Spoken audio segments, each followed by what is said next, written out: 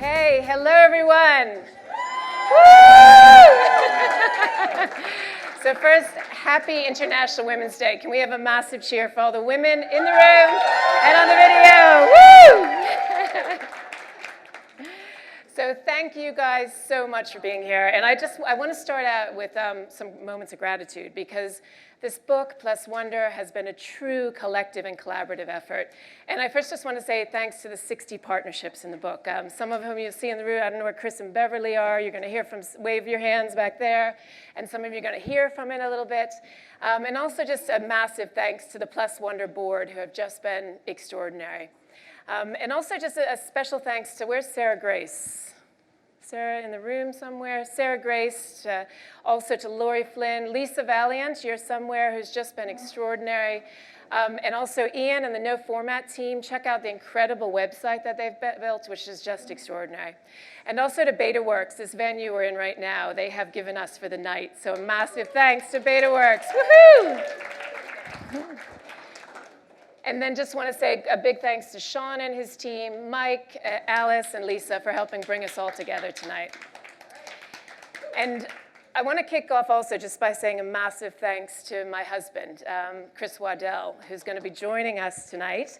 And I wouldn't be standing here without him if it wasn't for his unconditional love, his patience, and his belief in me.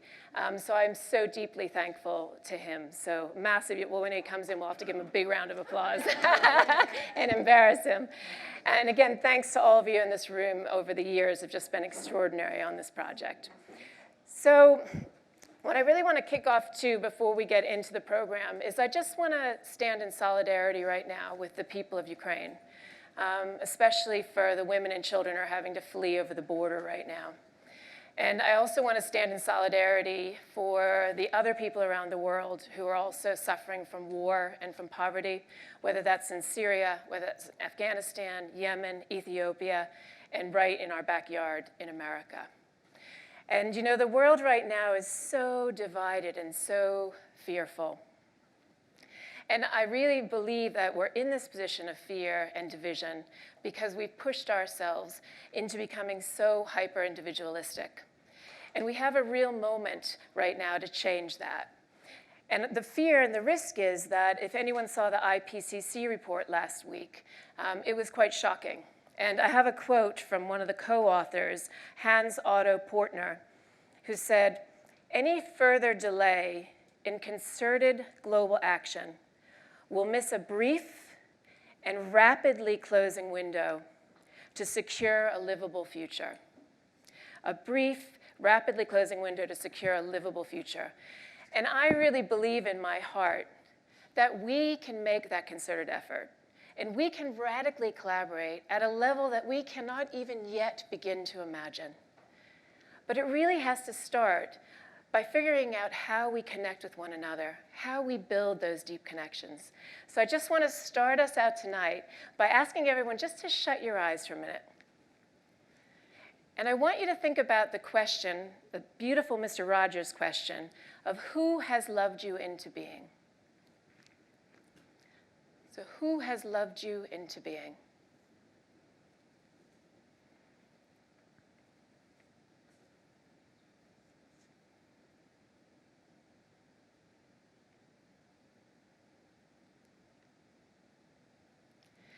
Okay, I want you to come back into the room, and I want you to hold those people in your heart, because we're going to come back to them in a minute. And I think as human beings, we mistakenly often think that we make ourselves, when it's really the people that we surround ourselves with who help us make us who we are in this world. And after 15 years of research with partnerships and collaborations, I also really believe that it's those deep connections that are at the center of most great human achievements. And over the last 15 years, we've also become obsessed with things like, how did we as human beings close the ozone hole? And I wanted to start by talking about that, because when we did this research, it was a great political success, it was a great policy success, it was a great science success, but as we peeled back and dug in, what we found is this beautiful human story. These beautiful, deep connections and friendships at the center of probably the greatest human achievement. And it all started with these two brilliant scientists in a lab in California, Sherwood Rowland and Mario Molina. And Sherry, as he was called, Sherry and Mario discovered that CFCs were destroying the ozone layer. And at the time, they were in everything. They were in hairspray, they were in refrigerators, they were in deodorants. And I'll never forget Joan, Sherry's wife, the day that he came home from the discovery, she said, "How's work?" And he said, "Work's great, but it may just be the end of the world." And Sherry and Mario felt so passionate that they had to alert the world to this impending doom that they quickly published an article in Nature, and they thought the entire world would mobilize and solve the problem. But the opposite happened. So the $8 billion CFC industry started to attack them and call them Russian spies. Their fellow scientists started to undermine them. Slowly, their speaking engagements were pulled out from under them, and doctoral students stopped going to their classes. And this didn't just last for a day or a week or a month. This lasted for a decade. And I was so lucky to talk to Mario before he passed in 2020. And I asked him, how on earth did you weather this attack on your career, on your life, on your being? And he looked at me and he said one word. He said, friendship. He said, Sherry and I were so close, even though we were so different. And we were never, ever going to stop until the world listened to us. And they didn't stop. And 10 years later, three other scientists who were friends in the UK proved that there was a hole in the ozone layer close to the South Pole. And then that mobilized the whole world, and we led into the Montreal Protocol. Again, one of the greatest achievements of our lifetime. But the odd thing is, this isn't taught in our schools. It's not taught in our companies. We don't use it as an example. And I feel like one of the reasons why is because it doesn't fall into that superhero myth that we've created. It's not one person who saved the day. It's this extraordinary collective of friends. And this happens again and again. If you take, for example, ending apartheid, we all think of Mandela immediately, who was an extraordinary leader. But one moment that shifted my perspective forever was right after he died. We were fortunate to be in South Africa to celebrate his extraordinary life. And we were crammed in. There was about 200 of us crammed into this tiny white tent. And it was literally pouring rain, so our feet were soaking, rain was pouring on our head. But there was this unbelievable electric current of joy in this tent. And one after the other, these anti-apartheid heroes stood up on that stage and paid great tribute to this man. And Archbishop Tutu was the last one to get up on the stage. He had his flowing purple robes on, soaking wet. And it was beautiful, the words that they said on the stage. But what was more fascinating to me was what happened after they got off the stage. Because they just had this deep love and connection with one another. And I remember turning to the woman next to me on my right-hand side, who was one of the family members from one of these anti-apartheid heroes. And I said, how on earth did they weather apartheid, the horrors of apartheid, and still remain deeply connected and extraordinary friends? And she said two things to me. She said, one is they had an extraordinary purpose that they were living for. And the second thing she said is any one of them could have been Mandela. But instead what they did is they played the role that they knew would make the biggest difference to the collective. And so you had people like Walter Sisulu, who was the planner, and amazing female leaders on International Women's Day that don't get celebrated, like Albertina, who was the one that mobilized the women's movement in South Africa. You also had people like Leah Tutu, who again was a force in the communities. You had Helen Sussman, who started a new political party, the Progressive Party, and for 13 years she sat in Parliament trying to end apartheid. And Mandela's role in all of this was to bring to life this intoxicating purpose that they had. And we went back, and at the Rivonia trials, before he was sentenced to prison on Robben Island, he gave a 3-hour speech, and we found the audio at the very end of that speech. During my lifetime, I have dedicated my life to this struggle of the African people. I have fought against white domination. And I have fought against black domination. I have cherished the idea of a democratic and free society in which all persons will live together in harmony and with equal opportunities.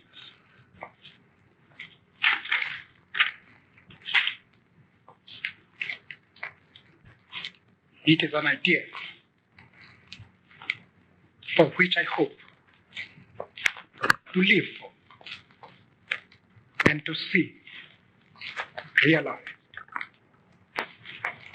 But my Lord, if it needs be, it is an idea for which I am prepared to die.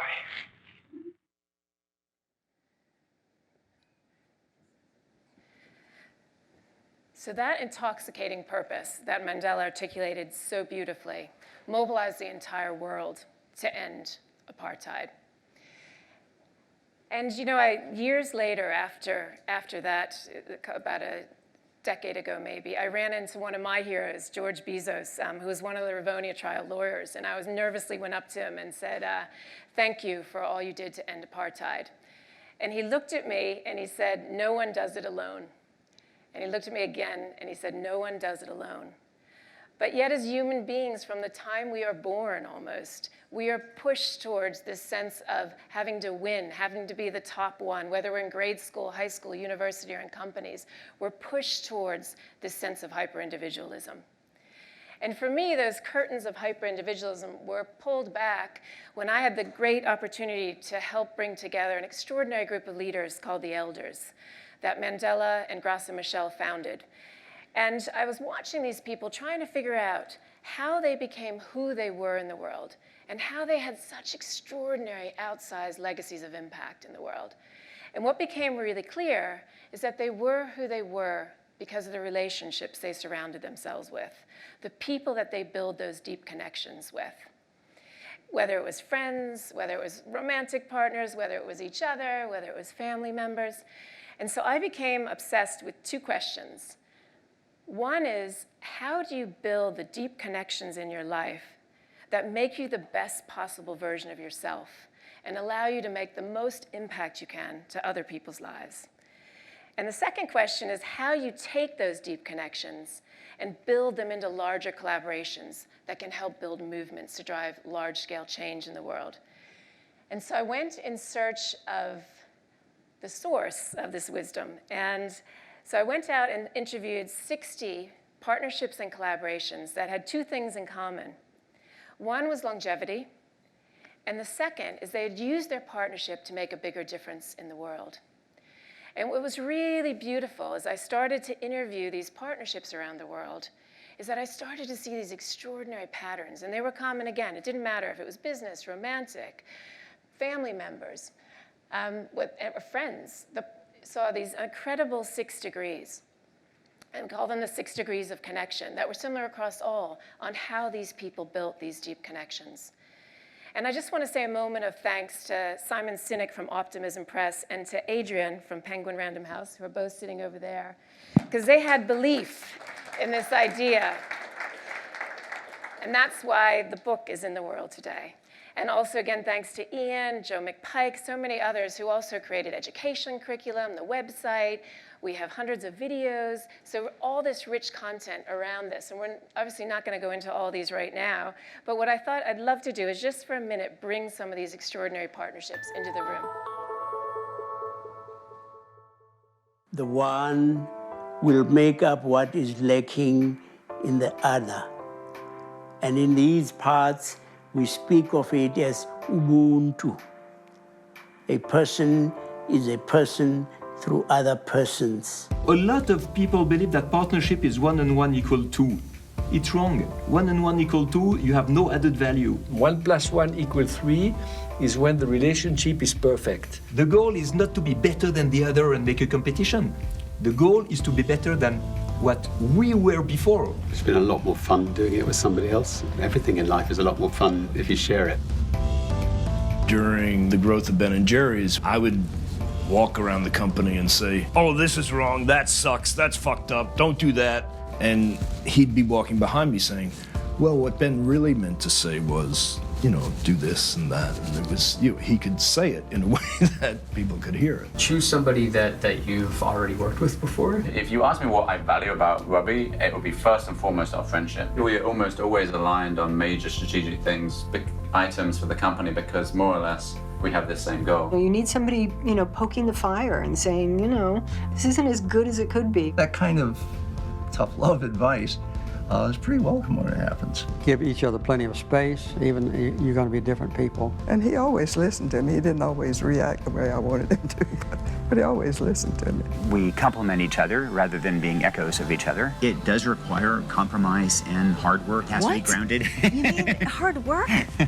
We are friends before we're partners. A lot of it is just about trust. You know, I think Ben and I just completely trusted each other. You've always pushed me to do things that I thought maybe I couldn't do. Often I'll be in a situation, I'll think, what would Sev do? And then it's like, okay, I can do this. Wow, really? Oh, yeah. Oh, that's so great. I am a movement by myself, but I'm a force when we're together. It feels right, and it feels like it's what we were always meant to do. I think we have a shared passion for improving the world around us.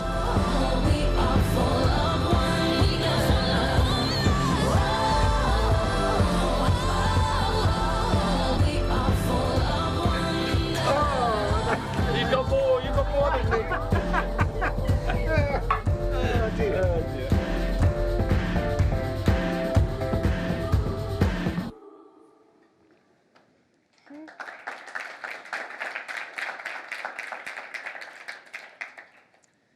Wonderful. You can see how much fun it was doing these interviews. I have never laughed as hard with Ben and Jerry for almost 2 hours straight, just laughing. And then with Richard and Peter throwing water, we're thinking about, okay, Peter's shirt's now soaking wet. That's not going to be great in the video. So just coming back to where we started, you know, Warren Buffett was asked a question once about what is the success and meaning in life. And he posed a question back.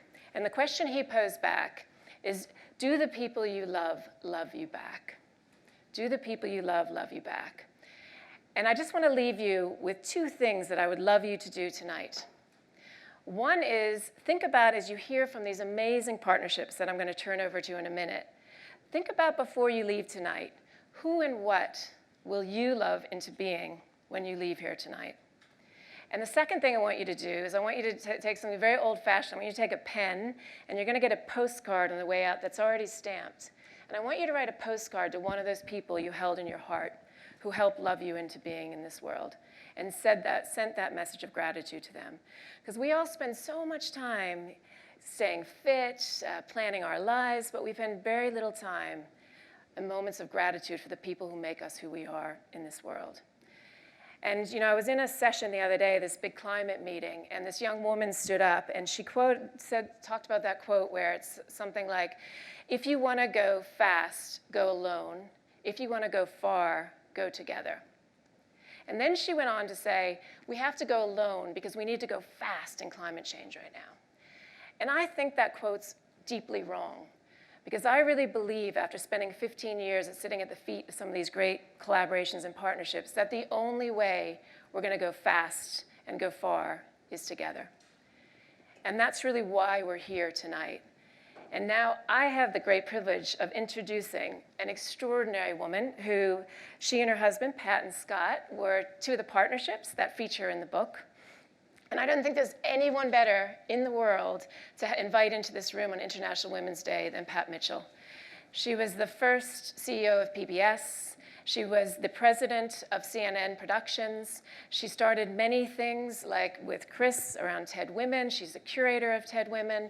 She was also one of the founding members of V-Day. And the list goes on and on. Chair of Sundance. She's on Jacqueline's board.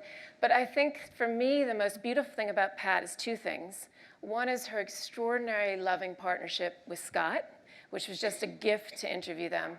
And the second thing is how many people she lifts up in this world, especially women. And I'm so thankful to Pat for lifting me up in this world in so many different ways. So Pat, over to you.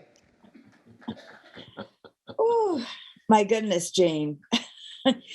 Scott and I are so incredibly honored to be a part of this book, and congratulations on this launch. We would so much want to be with you tonight, but you know what they say about partnerships? There'll always be those good and bad times and sickness and health. Well, Scott's not sick, but he did take a bad slide on a little black ice here at Sundance, and he fell forward on his forehead and his knee, but he wanted to come and sit for just a moment to say how much it meant to us to be a part of Plus Wonder. Hi, Chris. Hi, Jacqueline. I just wanted to barge in to say congratulations to you, Gene. Everything I've seen about the book so far looks really wonderful, and I really enjoyed your introduction. And forgive me, but I'm just going to, since you introduced Pat so well, I'm going to hobble off now and turn you over to Chris and Jack. Right. Scott said earlier he knew he married a dangerous woman, but he wanted to assure everybody I didn't push him on that ice. He slipped. There are so many things in my head today on International Women's Day, and I really am grateful, Jean, for the solidarity that you expressed with the women and the children and the families in the world who are under such great stress and threats tonight. And I was also thinking about a partnership that really did prove to be a plus wonder for the world, a partnership that began in upstate New York. Two very diverse women, Elizabeth Cady Stanton and Susan B. Anthony, came together with a shared vision and a shared purpose to end slavery and gain their right to vote. And as we know, that right to vote is threatened in many places today, and slavery still exists. But it was the purpose of the partnership that kept them together and that quite literally changed our world.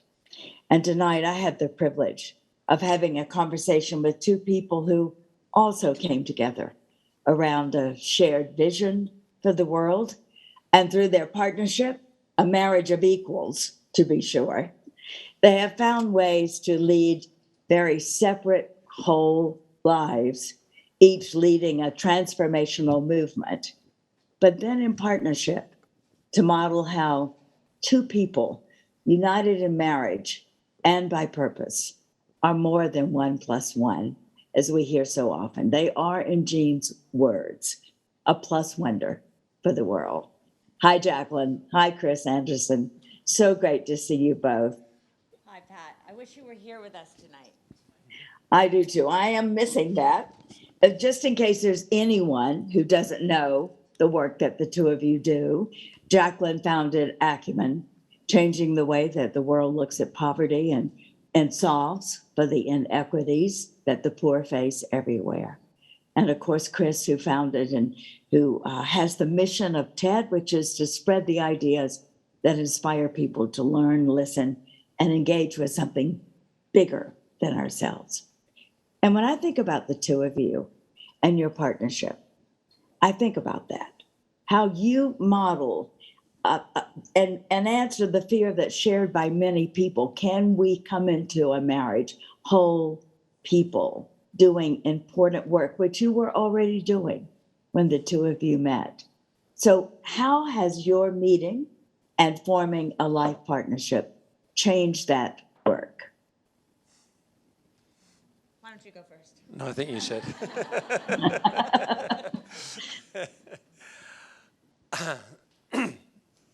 Well, I actually met Jacqueline at TED. She spoke at the first TED I ran when I took over TED, and I have to say I was impressed. It was a fine talk.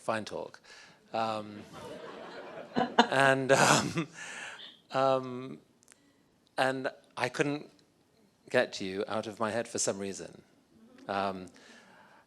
Wasn't just the physical attraction, it was what you stood for, which I honestly didn't know that someone could be both active and dynamic on world issues, but also just stand for, I don't know, it almost sounds corny to say it, but I saw you as someone who really stood for goodness. Like you were ready to fight for it. And I was a missionary kid, and I'd let go of religion, but this part had stuck, and I thought, oh my goodness, this is an astonishing person. So I spent several years trying to figure out how to go on a date with you. In the end, I had to move bloody Ted to bloody New York City to have a chance at doing it. You know, so it was a long story, and eventually we got together, and you know, it's definitely the most fortunate, lucky. Like I still, when times are bad, if I wake up in the night and worried, like I will definitely take a moment to say, but on the other hand, you are married to the world's most amazing woman, so it can't be that bad. And so it's brought me a lot of gratitude and a lot of joy and a lot of inspiration, and occasionally stress, but it's worth it. I'll come back to the stress in a moment, but Jacqueline, I'm remembering you because I knew you before Chris briefly, and you were fiercely independent. And I remember conversations about worrying about, would you lose that independence, that wholeness, that dedication and commitment to your work if you entered into this kind of partnership? So what did you mean by that, and how have you dealt with that fear? This is quite the conversation, Pat. Particularly after Jean started. And Jean, just, where are you? Just enormous, enormous congratulations to you. This is extraordinary, what you have pulled off. And so I thought we were going to be talking about world peace, like Mandela, not this. Yeah, you know, I grew up of a generation and in a big immigrant family where so many of the women I knew walked down the aisle as Jane Smith and walked back down the aisle as Mrs. Stan Jones. And I remember even as an 11-year-old turning to my mother and saying, like, they just disappeared her. And there was a big part of me that feared that once I married, I would somehow get smaller, that I couldn't really imagine marrying and really marrying someone who understood that I was going to be committed for my whole life to something much bigger than myself, and that maybe that would even be bigger than this marriage. And so I was terrified, and which is why I was very old when I finally got married. And then Chris Anderson came into as this extraordinary force of nature that wasn't going to take no for an answer. And one of the pivotal points in my life was when I was trying to explain to him why this was never going to work. And I explained that he was so not my type, that, you know, I only dated, and I gave him this whole humiliating line of qualities, or more superficial characteristics, quite frankly. And without missing a beat, Chris kind of cocked his head to the side and he said, you know, Jacqueline, I find that very good news. Because let's face it, you're 42, and I don't think your type has worked very well for you. Boy, what a good line, Chris Anderson. And you know, it was extraordinary because he had a point. He had a really great point that I had played it safe my whole life till then because I was afraid. And then when I married someone who himself had committed his whole life to something so much bigger than himself, 1 + 1 really did equal, I don't know, maybe 17. And I was allowed to run freer than I'd ever run. And I learned that it's only when you make a commitment that you really can find that freedom. At your commitment ceremony, didn't Chris add a vow that assured you, Jacqueline, a bit that this was your type, this was the right man to form a life partnership with?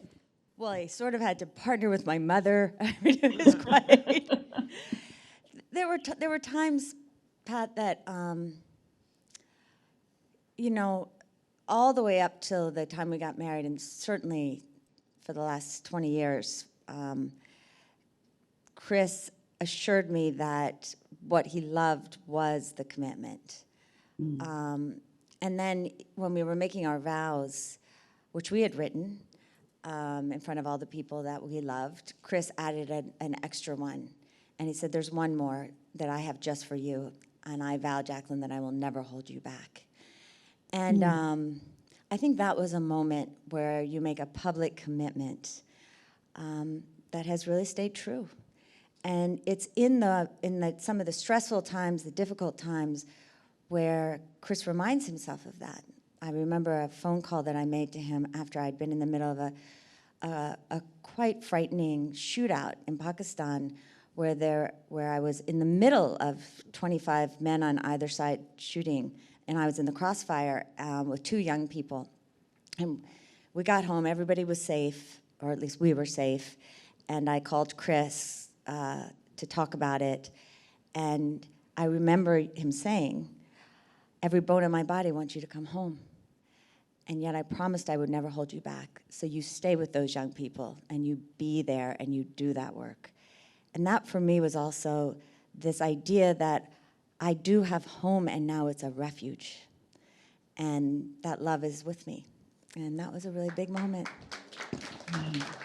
Yeah, that does deserve applause. And that's why when people think of you both, they think of you as a partnership that really is bigger than the 2 of you, not just because of the movements and organizations that you lead, but because of the way you have built a community. And you talk a lot about that in Jean's book, about how important community, you actually say it's foundational to the partnership. Can you talk a little bit about that and how you have built a community around you?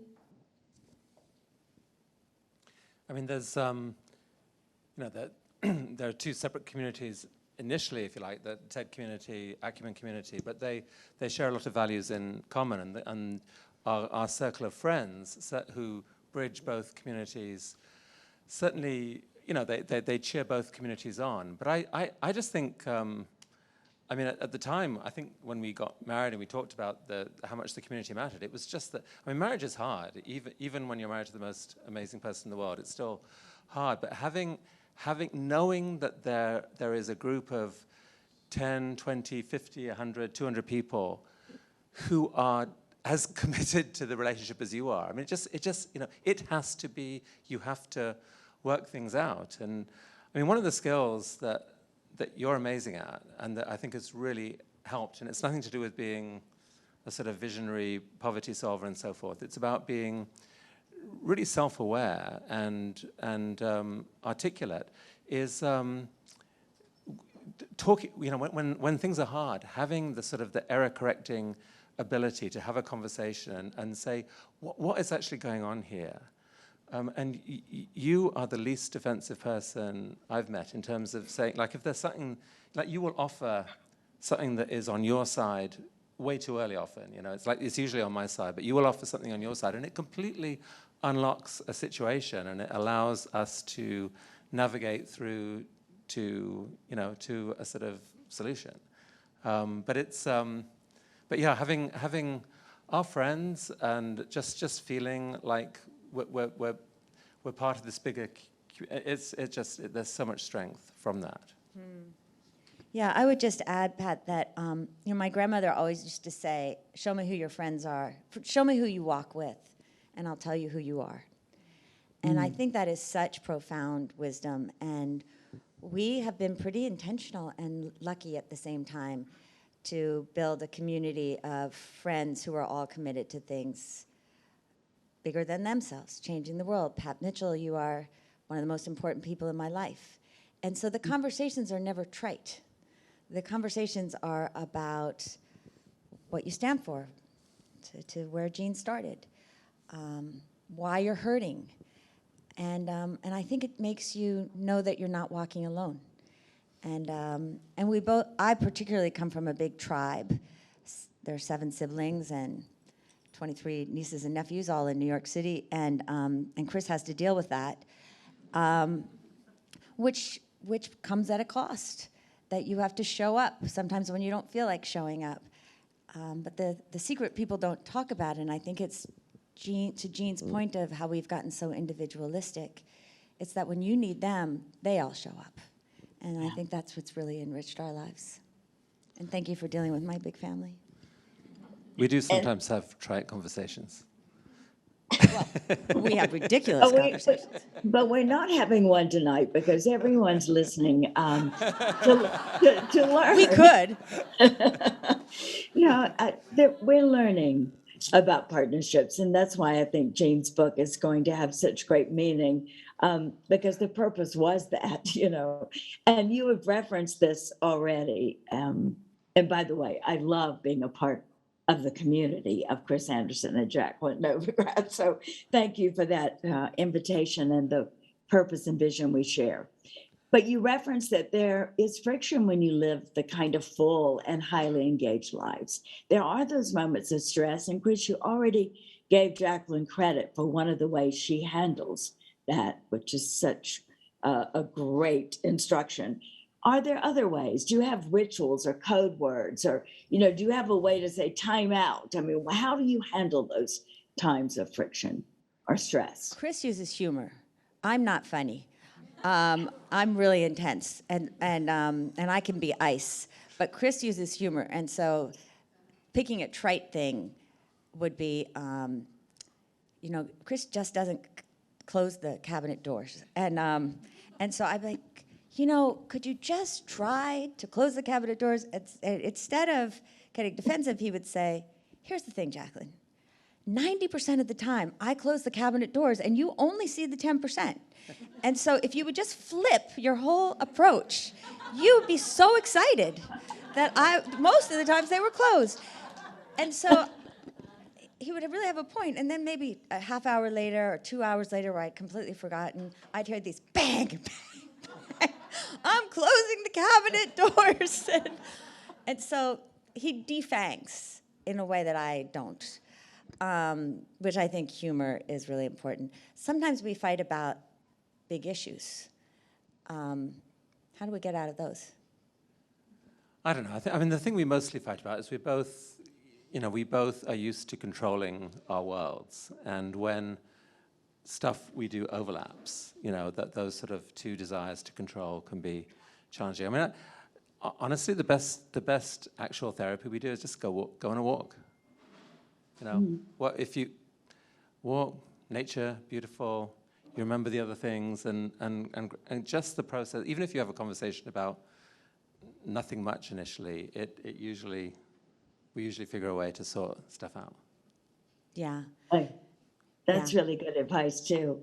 And in today's world, with all of the many stresses that are coming at us from outside, to also be leading the movements that you're both leading, which have their own huge significance in the world. Is there competition, or are you always open to what's good for you is good for both of us? How do those conversations go? I think there is sometimes a feeling of competition, and ironically, it's the person who might be feeling that they're not succeeding as much at any given moment, that the other, that you're so weary, and I'll just speak for myself, that there are times when you feel like you're not doing anything well, and what they're doing, what Chris is doing, is like touching something and magic happens. And so it's less competition with the person, but it reflects back that you're just as bad as you thought you were. And so what's easy to do in those times, and I've done it, is then to be more cold, to not celebrate Chris as much. And what I've started to learn how to do, and I'm getting old, I better learn how to do it, is to reflect back the vulnerability instead and say, I'm really struggling with this right now, and that changes everything. But the feelings are there, Pat. There are times. We've also had a lot of moments where we've just had a lot of joy in celebrating the other person. It's kind of, I certainly get huge joy in seeing you shine. Totally, but she was asking about the tension. I know. Well, speaking of which, you two you mentioned you have this great relationship with Pat. I think before we get off stage, you two should just say a word about that partnership. How would you, what's just, hey, it's all in the plan, Pat. Are you turning the tables on me, Chris Anderson? Someone whispered that I These should. are two media so, people. You know. Jacqueline, Well, I think our friendship, just speaking from my perspective, has always been based on a shared purpose. I mean, I so deeply admire Jacqueline's passion and commitment and the way she approaches everything. I just from the moment I first met her, I felt that is someone I want to be in her life. And being in her life is just full of knowledge gain. You're always learning something and always feel like you're doing something important. There are no insignificant moments in our friendship, and yet there are many frivolous, fun, silly moments. But there are no insignificant moments. Everything Jacqueline does is very meaningful to me. I think we're supposed to wrap. Thanks. Well, I'm going to say something about Pat Mitchell, whether we're supposed to wrap or not, because Say it. Thank you. Thank you, Pat. But what I would say is that I sort of see our whole generation as a circle, and you go through life with a circle of friends and family, the people that are part of your life, and you walk through and you say goodbye to people in the circle and you welcome people into the circle. And there's an incredible gift of having someone in your circle, in your closest circle, that's a little bit further down the path than you are. And Pat is a little bit older than I am, not much, but enough so that I can see who I want to be and how I want to be. And to have a deep friendship and a woman role model who is beautiful and joyful and celebrating other people and unafraid to travel all over the world and always making other people bigger is the best kind of role model a person could have in their life, because it's right there. It's in your intimate place. And Woo. Thank you, Jacqueline. that's why I love you, Pat Mitchell, and you are my... Me too, and I'm seeing Sean and Jean, and probably we must move on, and it's so hard to leave this conversation. But let me just say it the way somebody already said this tonight, but it is something that really resonates with me. Each of you is a movement, but together you really are a force for good in the world. Thank you for that. And thank you, Jean, for profiling these two extraordinary people and all of the other partnerships that are really plus wonders for the world. Back to you, Jean. These two really need no introduction. Sarah Kay and Phil Kaye are two extraordinary poets, artists, human beings, who are also co-founders of an incredible organization called Project Voice that has worked with 150,000 young people in 30 countries all around the world. They are life forces. You will see it. And before we have our conversation, they are going to share one of their poems.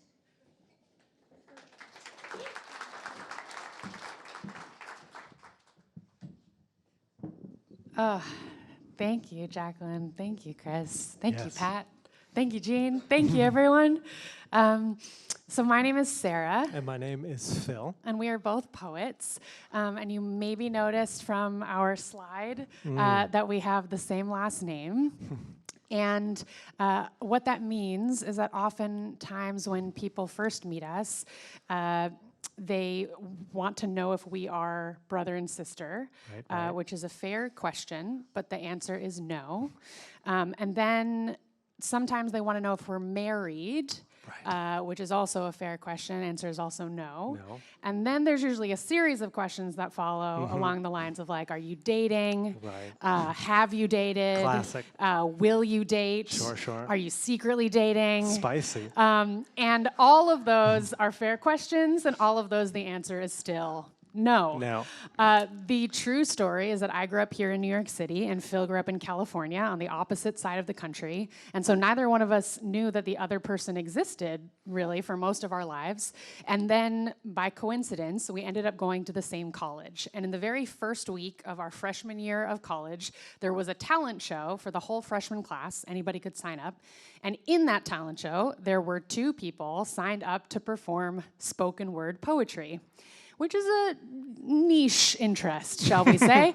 And so when we met, we said, no way, you like poetry, I like poetry, what a weird coincidence. And then we discovered we had the same last name, and we said, well, that's a weird coincidence. And pretty soon, all of these other weird coincidences started to unravel around us. And at this point, I would say that weird coincidences are really a bedrock of our partnership. But whenever we meet a new group of people, we always like to share this poem because we hope that it will offer you a small explanation, at least a beginning, of what is going on here. It started with a sweater. I was looking fly. First day of college orientation as a freshman, and I'm the type of guy who's always trying to make a good impression. He looked like a tool. And it's the first week of school, so I've got people to meet and things to try. I don't have time to waste on a guy hanging out backstage at a talent show. It started with a freshman talent show. A chance to showcase what I know about spoken word and poetry, try to get some people to notice me. It started with a technical difficulty. Some sort of delay. Somebody's iPod track wouldn't play. So I'm stuck waiting backstage when I notice this girl. And he walks over, stupid sweater and all. There was nowhere to run. Backstage was too small. And I'm so nervous about going on stage that I decide to strike up a conversation. Sorry, I completely got ahead of myself. I totally skipped introductions. My name is Sarah Kaye. My name is Phil Kaye. I'm from California. I was born and raised in NYC. Let's see, a fun fact about me. My mom is Japanese and my dad is Jewish.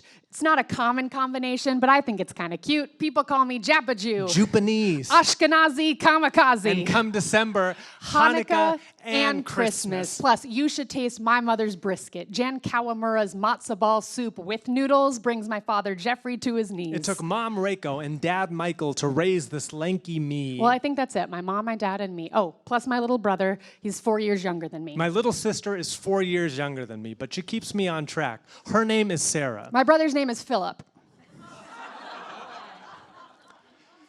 Anyway, where was I? It started with a backstage interaction. No, it started with a backwards first impression. Okay, well, I'll tell you where it did not start. It did not start at our 5th grade summer camp. That's true. It did not start at our summer camp called Junior Lifeguards, even though we were both there. In our matching uniforms, red bathing suit, white t-shirt, visor, and our counselor, Mr. Johnson, who probably figured that the shy girl in his morning class and the skinny kid in his afternoon class were cousins. He probably thought that we had carpooled over together. In between family photo shoots and 4th of July barbecues. But instead, we only coexisted. Almost met, but always missed it. Spinning round like 2 sides of a coin.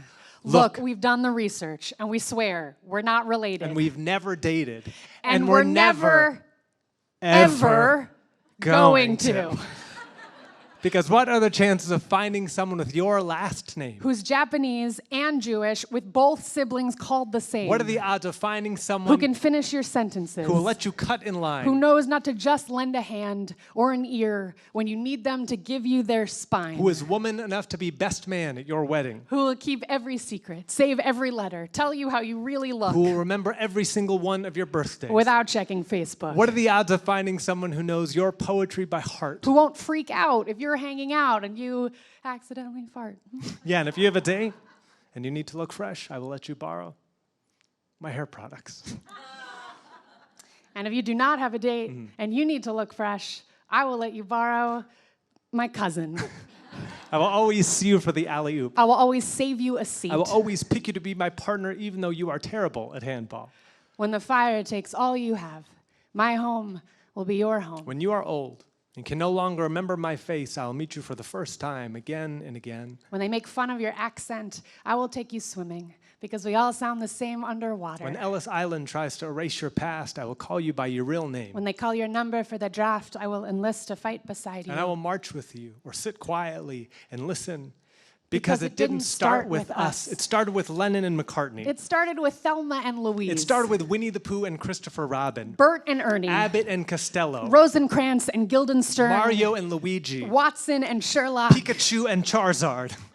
And they could tell you what a miracle this is. They could tell you how rare this is. But they could tell you how rare friendship always is. The chances are slim. The cards are always stacked against you. The odds are always low. But I have seen the best of you and the worst of you. And I choose both. I want to share every single one of your sunshines and save some for later. I will tuck them into my pockets so I can give them back to you when the rains fall hard. Friend, I want to be the mirror that reminds you to love yourself. I want to be the air in your lungs that reminds you to breathe easy. When the walls come down. When the thunder rumbles. When nobody else is home. Hold my hand. And I promise I won't let go.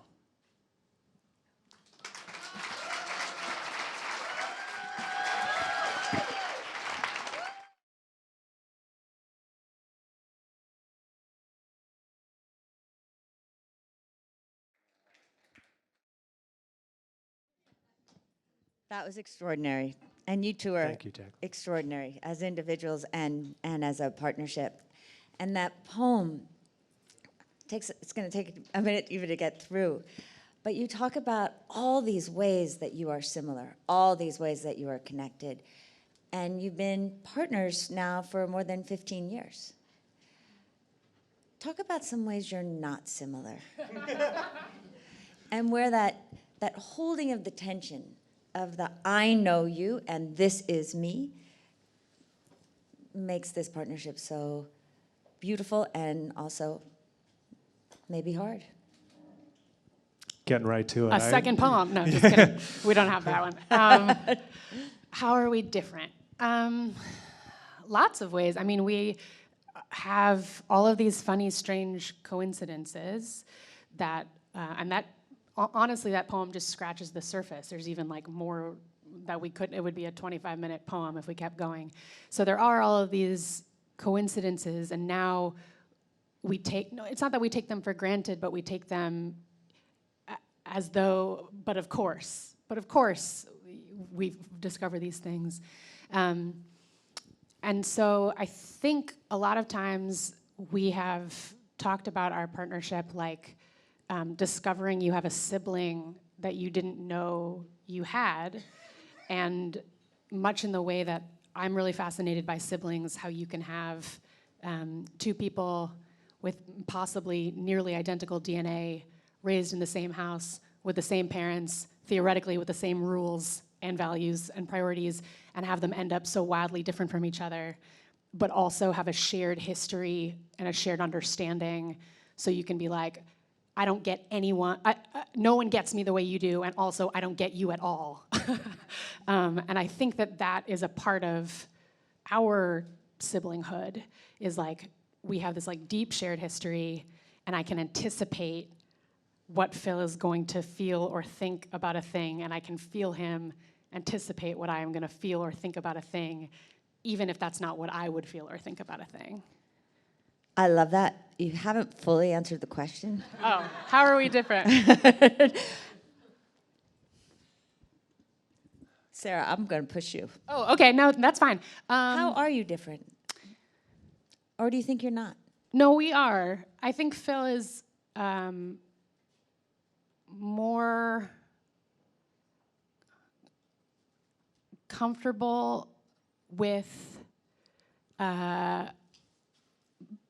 people in the world, like a friendlier person. And I'm a little bit more introverted.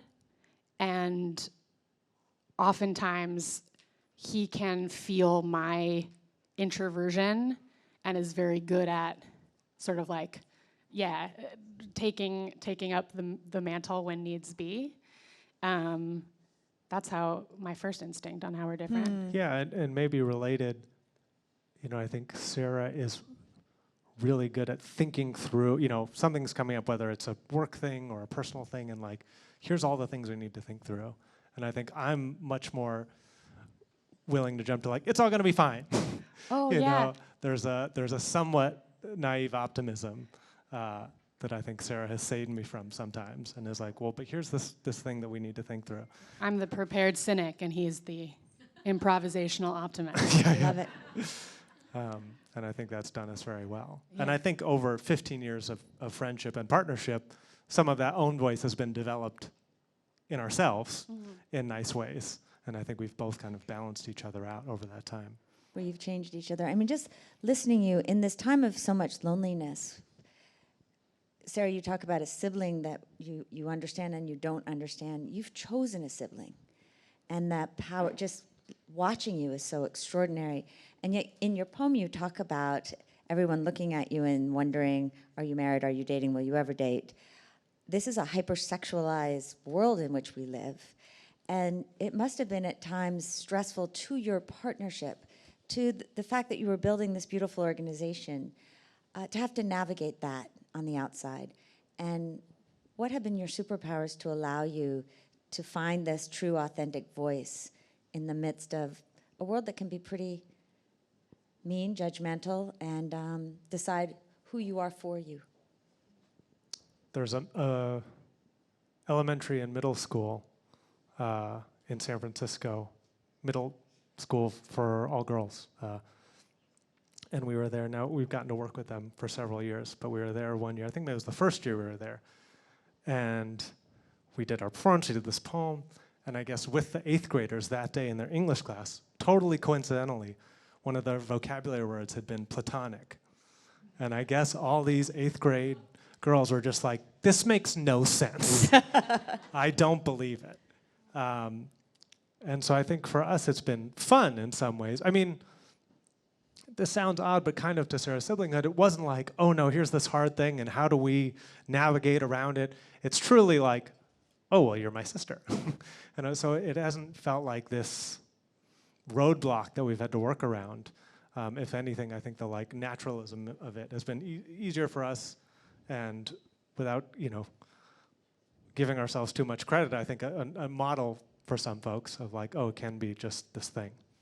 I think one of the reasons why we wanted to write that poem is because there's so many love poems about romance, and there's not that many love poems about friendship.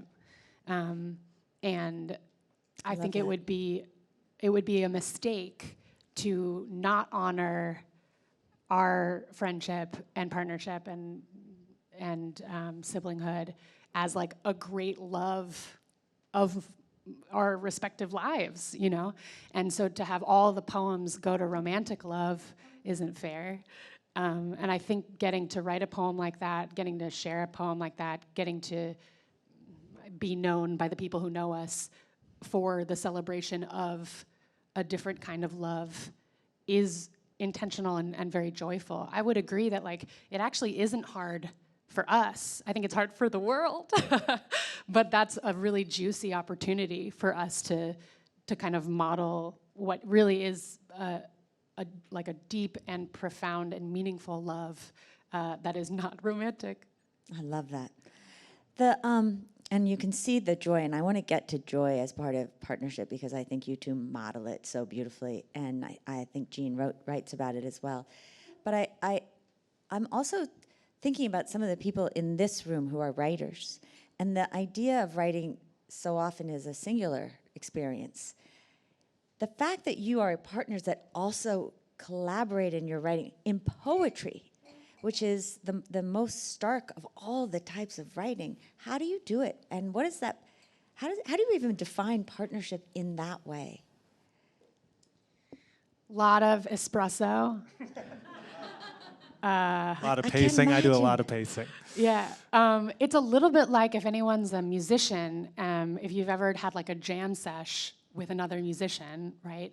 You come in and you sort of, I don't know your instrument, but I know my instrument, and we can tune to the same chords, and we can be like, all right, we're gonna sort of see what happens. I'm going to pluck out something, and then you're going to see what works on top of it, and then, oh, do that again, but do it double time, and I'm gonna drop low there. Like you start to see what sounds right. Yeah, you riff, and I think it's a little bit like that. We come in knowing that we both have thoughts, ideas, feelings around one, core song that we're going to find, and we offer what we've got, and we've built such a foundation of trust and joy and safety for that like when we're in play mode, you just throw it all out there, and there's no, we all know that we both know that we're serving the God of the best poem in that moment, and as a result of that, it isn't. If someone's line flops, it's like, great, on to the next, and it's nice to have someone else's brain, because a lot of times when I'm writing alone, I'll write a line and I'll be like, that's a bad line. This is a bad poem. I'm a bad writer. I'm a bad person. Everything is bad. And like the descent is very fast. And it's nice to have another person go, that's a bad line, next. And not get caught on the other half of it, or to say like, oh, that's an amazing line, and you go, oh, that's an amazing line? Like, oh, great. And so I think sometimes having that other person is a real buoy in the writing. And there isn't, again, to talk about like non-romantic or sexual intimacy, like there is an absolute intimacy to be like, here's all these ideas, what do you think of them? In the moment.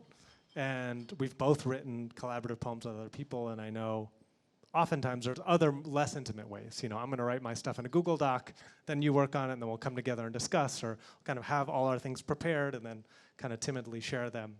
But I think part of the joy of writing with Sarah, it is a much more kind of raw, earlier in the process, vulnerable process of just like, here's all these ideas, and if they suck, that's okay, but I want to know what you think about them. And both metaphorically and in reality, finishing each other's sentences. Yeah, exactly.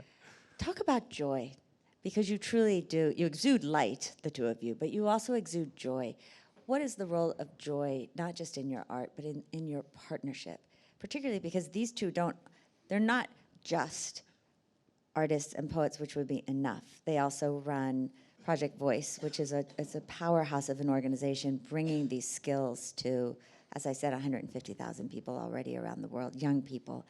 And they have a business. You're sort of a mini conglomerate of left brain, right brain, having to be in the world, which is super complex. Where does joy fit in all of this? I think all around, to me, it's the glue that holds it all together. We've spent a lot of boring time in rental cars, in Holiday Inns around the country, and different countries. And to me, it's simple stuff. I mean, to have that conversation you just had. Sometimes it's trite stuff. Sometimes it's we travel very long distances for good meals. Sometimes it's Sarah's much more dialed into the internet, particularly the older I get. Sometimes it's just Sarah, like, here's what's happening on the internet. And I kind of like download and like, yes, okay. And to me, that's kind of the magic sauce of it all. And what gets us through. I have two thoughts on joy. One is like, you don't get into poetry for the money. But a lot of poets don't seem to get in it for the joy. I think that's true. And I would be remiss to say that there's not, like, poetry is present for so much, or can be present for so much beyond joy. It can be present for community and for healing and for activism and for, it isn't only joy. I do think that one element for us specifically is we were both young people when we fell in love with poetry, and we both had the experience of watching someone share a poem that like lit up our whole being and made us go like, that's possible. And experiencing that joy then made both of us independently and then together say, how can we recreate this moment for other young people? And so getting to watch other young people have that moment of joy, or if not joy, then a moment of possibility, is joyful for us, right? Like, we get to watch someone fall in love with an art form, and we get to fall in love again and again for the first time through that. And I think that all my New York cynicism is present and goes straight out the window when I like watch a young person find what they want to say in the way that they want to say it to the audience they want in the way that is authentic to them. And like the joy I feel is the fuel in the tank to get us through all the rest of it. I mean, we have to wrap way too early because I want to talk forever. But the one thing I do want to say that is, it's striking me as even more extraordinary about the two of you, is that, Sarah, Chris and I just had dinner with a number of poets who were older than you, but lamenting the fact that so many poets die young because it can be such a joyless, difficult, solitary life. And you two are such an embodiment of partnership, joy, and seeing love and joy in other people that there's almost a metaphor for partnership. Jean, you got the right people here. For what giving and generosity and curiosity can make in the world and can make in the two of you. And we're just so lucky to have you in this world. You two are a gift. Thank you. Thank you. Thank you.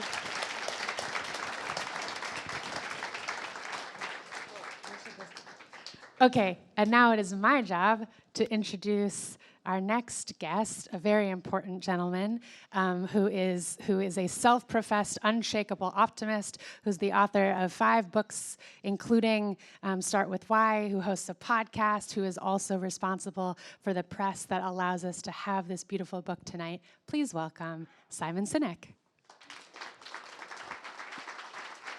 So good to see you. How are you?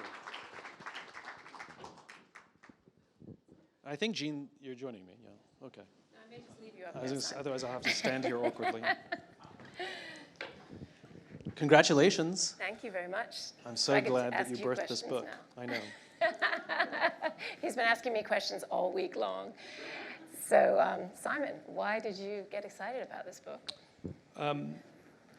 There's a few reasons. So, this imprint came about because of a partnership. It's my partnership with Adrian Zackheim, who works at Penguin Books. He's over there. Adrian, woohoo! And Adrian is, I think, insane enough to take risks that I think a lot of other people aren't willing to take. And he trusts me in a way that I think few other people that I've worked with over the years trust me. Most imprints in publishing are very vertical. You know, this is a business imprint, this is a cookbook imprint, you know, this is health. And I wanted to do something that was more idealistic, to have an imprint that was driven by a vision rather than a subject matter.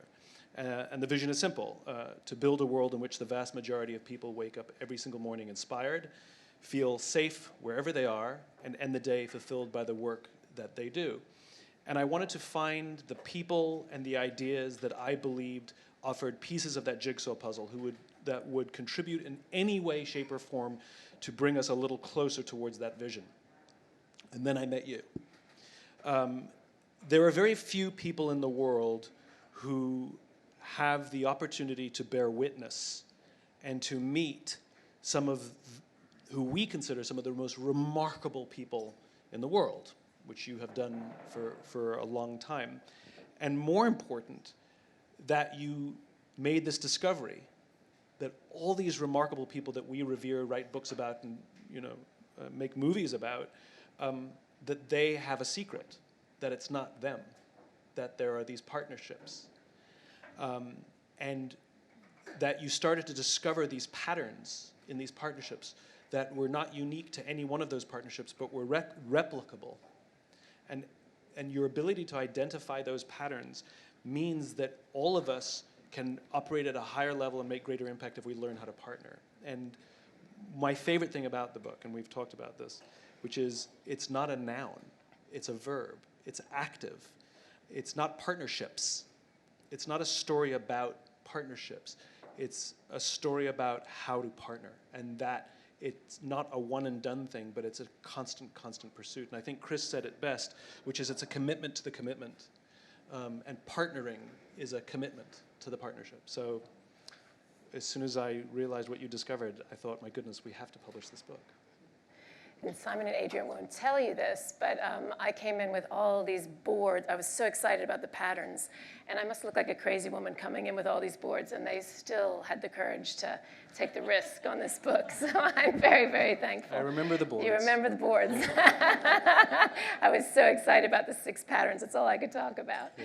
And so thank you to both of you for taking that risk. And you know, I was with this amazing woman last week, a woman named Stephanie Broby, who quit her job as a wealth advisor and decided she wanted to change the wealth advisory industry. And so I'm sitting there having this conversation with her, just talking about her journey. And I asked her, how did you decide to do this? What was the impetus? This is a massively courageous thing. And she said to me, well, I read this book, Start With Why, and it changed my whole life. And you know, Simon, I think you don't probably realize, we called Simon right away so that he could hear that from her. But I don't think you realize how many people's lives you've changed through the work that you've done. And I'd love to just hear a little bit about your thoughts on that beautiful and profound intersection between purpose and partnership. So when I was very young in my career, and I had accomplished, you know, one thing. Well, actually, I think it goes back before that. Sort of when I had I'm an idealist, and I'm naive. You know, I'm naive enough to believe that the world that I imagine can become real. And when I would talk about this vision that didn't exist, people would laugh and call me an idealist, and call me silly, and call me naive, and all these things, which I took as a badge of honor. And then when one thing happened that made it feel a little closer, it was like the tiny little tip of an iceberg. They could see what was above the ocean, and I could imagine what was below the ocean. And so when somebody say, oh, nice job, I'd always say, tip of the iceberg. And then as the movement grew and as my career progressed with it, people would say, wow, look at that. And I would always say, tip of the iceberg. And even now, you know, intellectually I understand these things. You know, people write me beautiful letters, and I get to hear these stories. And even now, intellectually I understand it, but I don't get it, if I'm honest. And because when I hear them, what goes through my own head to myself is tip of the iceberg. I just have a lot more work to do. And so I learned a long time ago that the value of partnership. I learned that I am useless without the people around me. And I'm blessed that I have had people in my life who I would consider partners that have helped along the way, and the one person who's been steadfast throughout all of it is my sister. We grew up moving around the world, and so we lived on 4 continents by the time I was 10. And so friends kept changing, schools kept changing, grandparents were people we saw once or twice a year. That was normal to us. And so the only constant we had was each other. We're very, very different, our personalities. And we're the best of friends. We work together now as well. And she gets me, I think, better than anybody I've ever met, which I think a lot of brothers and sisters, not all brothers and sisters can say that. She gets me better than I get her, that's for sure. And I definitely wouldn't have the courage or the strength to do anything that I do without her. I actually just have to take a moment and thank my sister, who's right there, who's just been a force in my life for my whole life. I want to ask you a question. Okay, then I can ask you another question. I'm more comfortable in the asking side. It's a big deal to write a book, and it's hard. And I think you and I had this conversation right at the beginning, which is if it's easy to write, it's a bad book. Many people have come up to me and said, oh, I'm writing a book. It's actually a pretty easy process. And what goes through my mind is, that's a bad book. It hurts. And there's so few really good books because it is really difficult. So you've done it. Now what? Like, it's out in the world. It's birthed. Like, it lives its own life. What do you want it to go and accomplish? What do you want it to go do? You know, what dream do you have for this thing you've put into the world?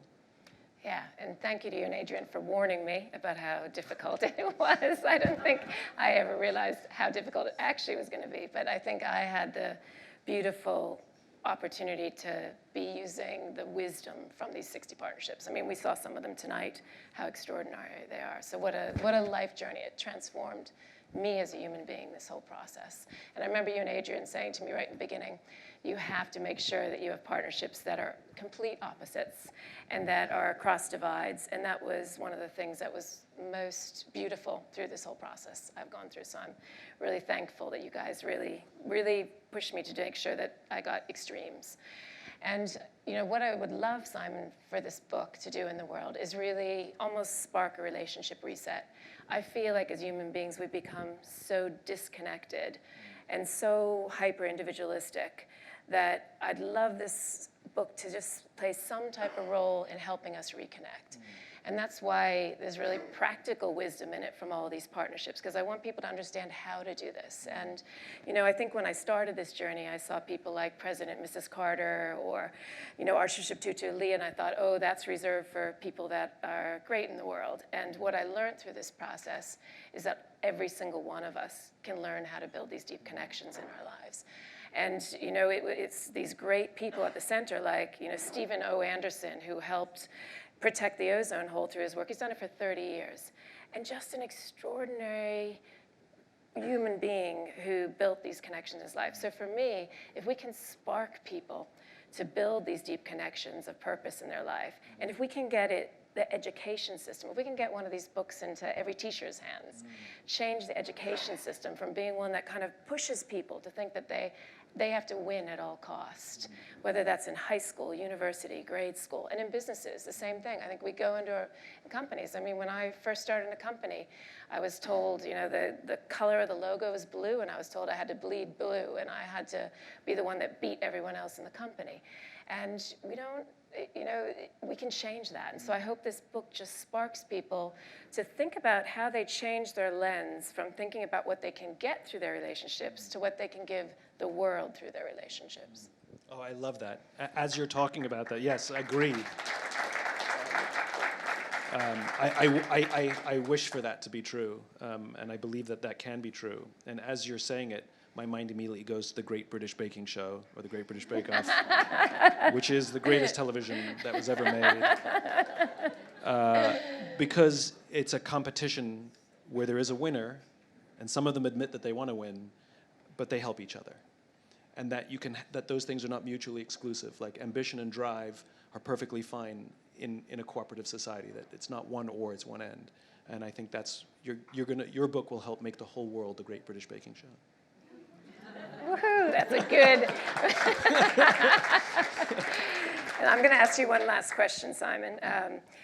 You have this beautiful ability to really be present with people and really deeply listen. And you have this beautiful ability to then take that and come up with creative ideas. How important do you feel listening is, and how have you mastered that art? Well, I think it goes without saying that it's massively important. We're all very good at talking, and we're not very good at listening. There's a big difference between waiting for your turn to speak and listening. William Ury, who wrote Getting to Yes, the famous peace negotiator, he says that we have talk shows, but we need talk listens. He said we have peace talks, but what we need is peace listens. And this is the missing thing. And in every relationship, whether it's professional or personal or romantic, every relationship, the success depends on the ability to hear. And listening is not hearing the words that were spoken, but it's not only it's listening for meaning, but more importantly, that you have not listened until the other person feels heard. And I think people forget that listening is actually requires at least two. And until someone else feels heard, you have not listened. And unfortunately, we don't teach that. It is a skill. It is a learnable, practicable skill. And we can teach it at school, but we don't. We can teach it at work, but we don't. And I think we need that education wherever possible to teach us that skill. What was the second part? Oh, that was it. I wasn't listening. You were thinking about the Great British Bake Off. Yeah, the Great British Bake Off. My thank you for that generous compliment. Very simply, I learned to listen young, thank goodness, not by desire but out of necessity. I have pretty bad case of ADD, ADHD. And so I can't read books. I'm not very good at reading books. It doesn't work. And it's ironic that I've written more books than I've read. It's true. And so so school was very difficult. And so I was going to fail if I didn't come up with a system that was different than the one that they told me I had to use, which was study. And so I had to learn to listen. And so I had to get good at going to class. Like in college, I couldn't skip class. And I had to pick classes that had good professors, because if they were bad at explaining, I couldn't learn. And so I had to learn to listen, and I had to learn to ask questions that would help me understand. So it was nothing more than a survival instinct, quite frankly. And I'm a great believer that the solutions we find to the struggles we have as children become our strengths as adults. Yeah. And so we all have something like that. Yeah, well, we're lucky that you have that superpower, because it's incredible to watch and to be part of. Thank you. I just want to give the final word to Jean. This book is remarkable. The partnerships that you found, that you share with us, are remarkable. The patterns that you discovered are remarkable and actionable. And we are here to celebrate you in this book. And we will all take it upon ourselves to help spread this message, because I think it's an important one. And so I think we should give one round of applause just to thank Jean for what she's put into the world. So thank you very much. Congratulations. And a massive thanks again to Adrian and Simon for taking that risk. And I now have the great privilege of introducing someone who's a very dear friend. And 12 years ago, we were stuck in a car in a snowstorm in New York for many, many hours. And after we got out of that car, I knew that I would always have a deep connection with Morley for the rest of my life. And she is not only a beautiful musician, she is also a magical storyteller. And throughout every single one of her songs, it brings meaning into the world. It connects us, it unites us, and it also challenges our thinking. But it puts us into a space of love. And I feel so blessed to know her in this world. So Morley, come on up.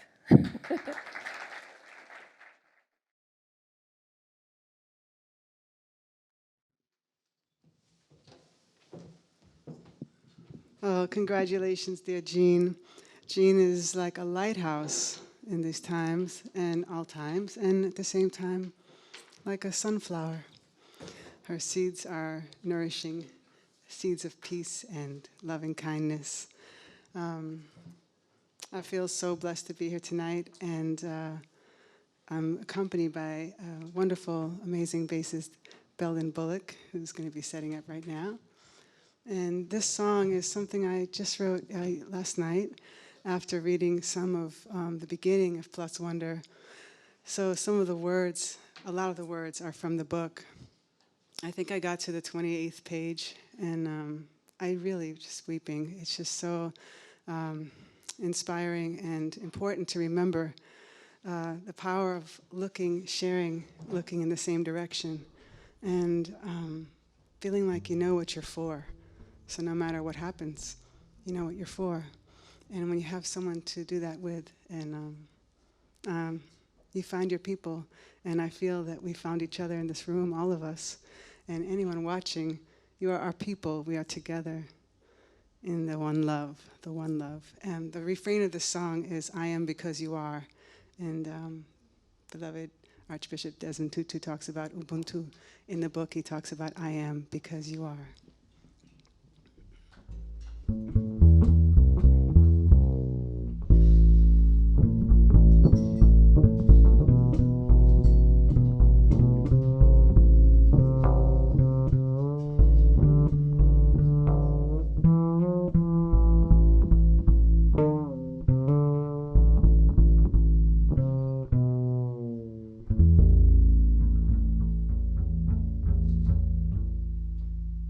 We are in every blade of grass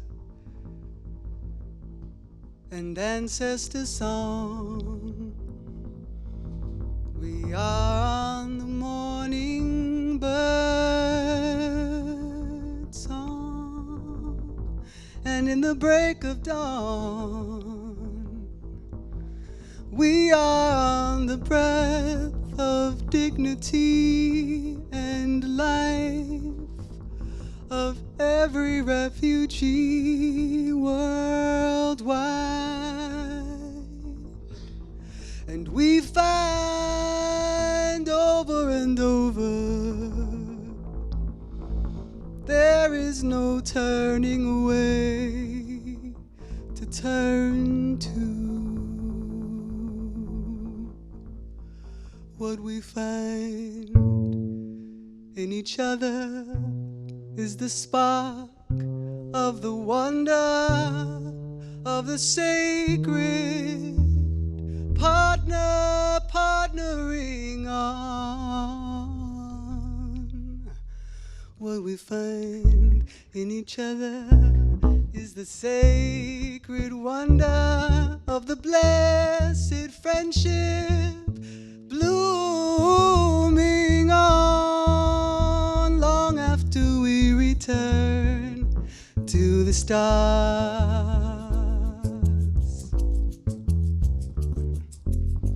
I am because you are. I am because you are. I am because you are, you are, you are. I am. I am because you are. I am because you are. I am because you are, you are, you are. I will hold you and let you go to the places you need to go. Yes, I will hold you close and I will let you go to the places that you need to go. I'll never hold you back. I'll never hold you back. I'll never hold you back. I'll never hold you back.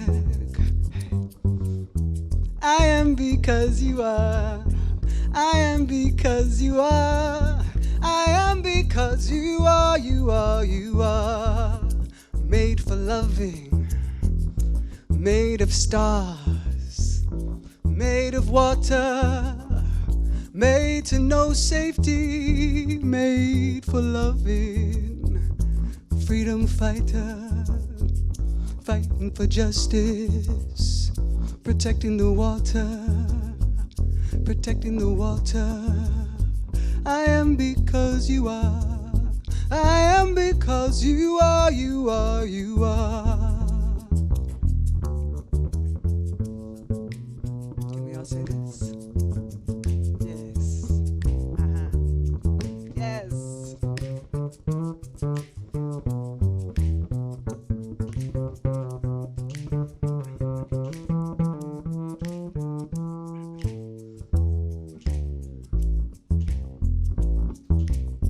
What we found in each other is the spark of the wonder of the sacred, partnering on. What we found in each other is the sacred wonder of the friendship blooming on long after we return to the stars, to the stars. I am because you are. I am because you are.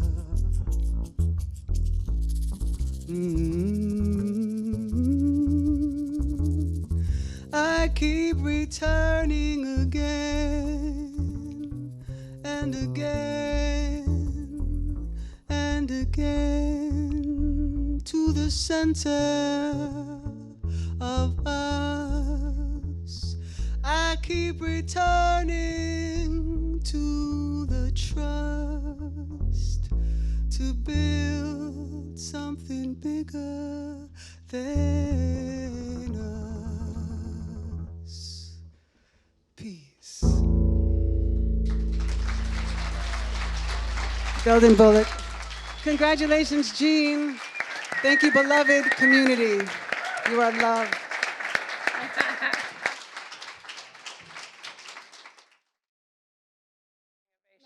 Up, up, up.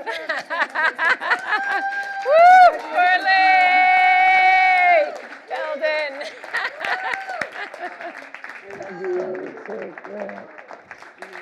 amazing was that she just wrote that? Okay, so that's all from the formal program. Thank you to the live stream. If you guys are still there, I know we're running a little late. So the only 3 things you need to do now is have fun together and meet each other, because there's amazing people in this room. Don't forget to take your postcard and write a letter to the person that was in your heart, that has loved you into being. And then there's a bunch of these quote cards out there from the different people in the book, as well as there's books out there if anyone wants to grab a book. So thank you guys so much for being here. It's been so amazing to see so many dear friends.